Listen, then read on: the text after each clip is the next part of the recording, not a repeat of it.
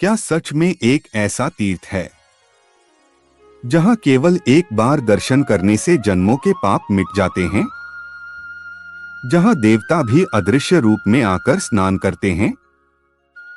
आज की यह कथा सुनकर आपका हृदय भक्ति से भर जाएगा। त्र्यंबकेश्वर ज्योतिर्लिंग की अद्भुत कथा। बहुत समय पहले की बात है। ब्रह्मगिरि पर्वत के पास महर्षि गौतम अपनी पत्नी अहिल्या के साथ तपस्या करते थे। उनका आश्रम इतना पवित्र था कि वहां कभी अन्न और जल की कमी नहीं होती थी। दूर दूर से ऋषिमुनि वहां भोजन पाने आते थे।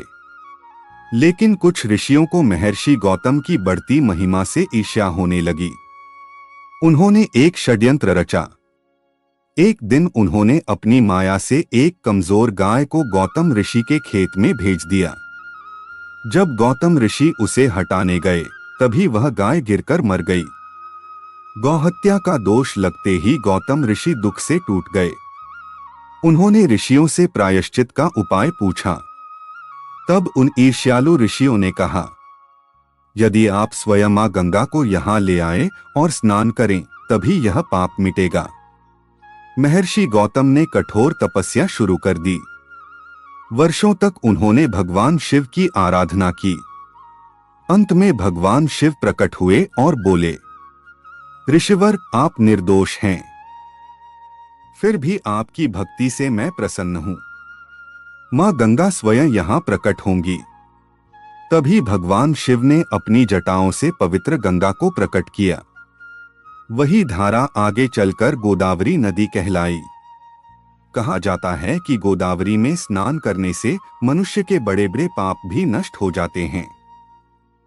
भगवान शिव वहीं ज्योतिर्लिंग रूप में स्थापित हो गए, जिन्हें आज त्र्यंबकेश्वर ज्योतिर्लिंग कहा जाता है। यह भी मान्यता है कि यहाँ 3 छोटे लिंगों में ब्रह्मा, विष्णु और महेश तीनों विराजमान हैं। आज भी लाखों भक्त वहां जाकर जलाभिषेक करते हैं।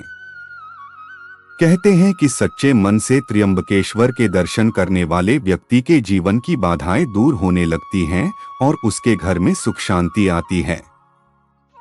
कथा का संदेश: ईर्ष्या करने वाले लोग कुछ समय के लिए परेशान कर सकते हैं, लेकिन सच्ची भक्ति और सत्य का प्रकाश अंत में अवश्य जीतता है।